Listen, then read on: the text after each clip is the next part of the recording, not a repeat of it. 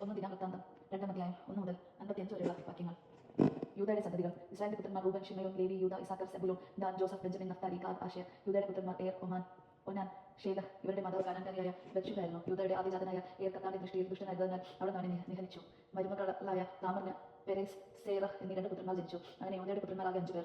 പേരെസിന്റെ പുത്രന്മാർ Hezron, Hamul, സേറഫിന്, സ്മിറി, ഏദാൻ, Heyman, Calcol, Dara എന്നീ 5 പുത്രന്മാർ. അർപ്പിത വസ്തു അപഹരിച്ചെടുത്ത് ഇസ്രായേൽ തിന്മ വരുത്തിയ ആഖാർ കർമ്മിയുടെ പുത്രനാണ്. ഏതാന്റെ പുത്രനാണ് അസറിയ. ഹെസ്രോന്റെ പുത്രന്മാർ യഹമേൽ, റാം, കെലൂബിയായി. റാം അമീനാദാബിലിന്റെയും അമിതാലബ് യൂദ ഗോത്രത്തിന്റെ നേതാവായ നക്ഷോന്റെ പിതാവാണ്. നക്ഷോൻ സൽമയുടെയും, സൽമ ബോവാസിന്റെയും, ബോവാസ് ഒബേദിന്റെയും, ഒബേദ് ജസ്നയുടെയും പിതാവാണ്. ജസയുടെ പുത്രന്മാർ പ്രായക്രമത്തിൽ ഏലിയാബ്, അമീനാദാബ്, ഷിമ്മ, നാദേൽ, റദ്ദായ്, ഓസാം, ദാവീദ്, സെറുയായുടെയായും അബിഗായാലും ഇവരുടെ സഹോദരിമാരായിരുന്നു. സെറുയായുടെ 3 പുത്രന്മാർ അബിഷായി, യോവാബ്, അസേൽ, അബിഗായിലിന് അമാസ എന്നൊരു പുത്രനുണ്ടായി. ഇസ്മായിലിനായ യാദറായിരുന്നു അവന്റെ പിതാവ്. ഹെസ്രോന്റെ മകനായ കാലെബിന് ഭാര്യയായ അസുബായി യറിയോൻ ജനിച്ചു. അവളുടെ പുത്രന്മാർ യശബ്, ഷോബാബ്, അർദോൻ. അസുബ്രായുടെ മരണത്തിന് ശേഷം കാലബ് എഫ്രാത്തിനെ വിവാഹം ചെയ്തു. അവളിൽ ഹൂർ ജനിച്ചു. ഹൂർ ഇവയുടെയും ഇറി ബസാലേലിന്റെയും പിതാവായി. ഹെസ്രോൻ 60-ാം വയസ്സിൽ ഗിലിയാദിന്റെ പിതാവായ മക്കീറിന്റെ മകളെ വിവാഹം ചെയ്തു. അവളിൽ സെഗൂബ് ജനിച്ചു. സെഗൂബിന് യായർ എന്നൊരു പുത്രൻ ജനിച്ചു. യായറിന് ഗിലിയാദിൽ 23 നഗരങ്ങൾ ഉണ്ടായിരുന്നു.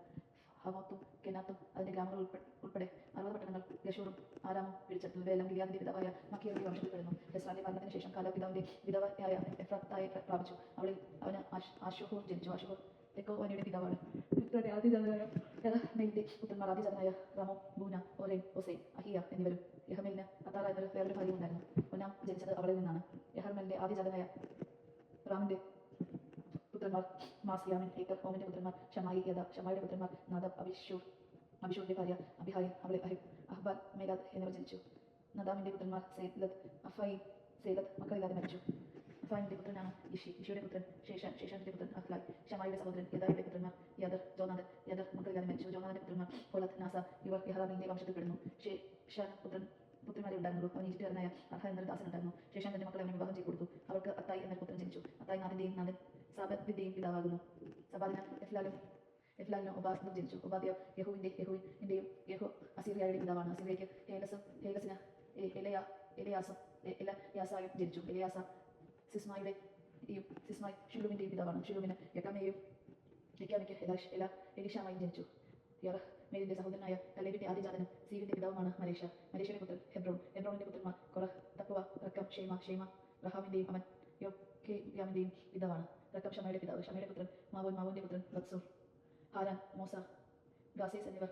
കാലെബിന് ഉപനാനിയായ എഫായിം ജനിച്ചു. ഗാസാസിന്റെ പിതാവാണ് ഹാരാൻ. യഹ്ദായിയുടെ പുത്രൻ രേഗം, യോദാം, ഗേഷർ, പെലേത്ത്, എഫ്ര, ഷാഫ്. മാക്ക എന്ന ഉപനാരിയും കലാബിന് ഷേബർ, തിർനാഹ എന്നിവർ ജനിച്ചു. മഗ്നാനിയുടെ പിതാവായ ഷാഫ്, മഗ്നാമിയുടെയും ഗിബിനിയുടെയും പിതാവായ ഷേവ എന്നിവരും. മിഖായിൽ ജനിച്ചു. കലാബിന്റെ പുത്രിയാണ് അക്സ. ഇവർ കലാബിന്റെ വംശപരമ്പരയിൽപ്പെടുന്നു. എഫ്രാത്തിന്റെ ആദ്യജാതനായ ഹൂറിന്റെ പുത്രന്മാർ കിര്യായമറിന്റെ പിതാവ് ഷോബാൽ, ബത്ലഹേമിന്റെ പിതാവ് സൽമ, ബെത്ഗാദിന്റെ പിതാവ് ഹരാഫ്, അബ്ദമെനു, ഹൊത്യർ, ഹരോഗ എന്നിവർ. കിര്യാത്ത് യറാമിന്റെ പിതാവായ ഷോബാലിന്റെ വംശത്തിൽപ്പെടുന്നു. കിര്യാത്ത് യറീമിന്റെ കുലങ്ങൾ ഇത്യർ, പുത്യർ, ഷുമാത്യർ, മിഷായർ. ഇവരിൽ നിന്ന് സോറാത്യരും എഷ്തൽ വരെ ഉത്ഭവിച്ചു. ബത്ലഹേം, നൊഫാത്യർ, അത്രോനാത്ത്, അബ്ദമനഹത്യർ, സോറിയർ എന്നിവർ സെല വംശനാണ്. യബാസിൽ വസിച്ചിരുന്ന നിയമജ്ഞ കുലങ്ങൾ തിരാത്യർ, ഷിമയാത്യർ, സുഖ്യാത്യർ. റെബാബു കുടുംബത്തിന്റെ പിതാവായ ഹാമിൽ നിന്ന് ഉത്ഭവിച്ച കേനാന്യരാണിവർ. ദൈവമാണ് നാം കേട്ടത്. നമുക്ക് ദൈവത്തെ സ്തുതിക്കാം. ക്രിസ്തുവിനെ സ്തുതി.